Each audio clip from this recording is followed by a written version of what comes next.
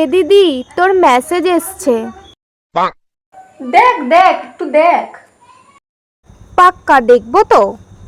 আরে হ্যাঁ রে, দেখ না। ঠিক আছে। কোনো পুকির মেসেজ এসছে,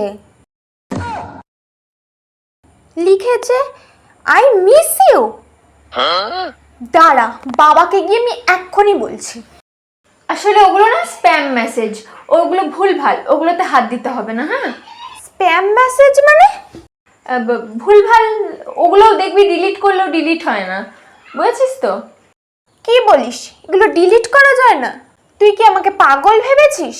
ঠিক আছে, তোর হাতেই তো ফোন আছে, করে দেখ তুই, ডিলিট করলে ডিলিট হবে না। ঠিক আছে, দাঁড়া দেখছি এখন।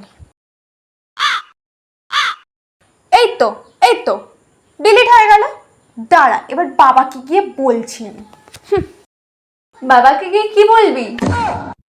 এই যে তোর মেসেজটা।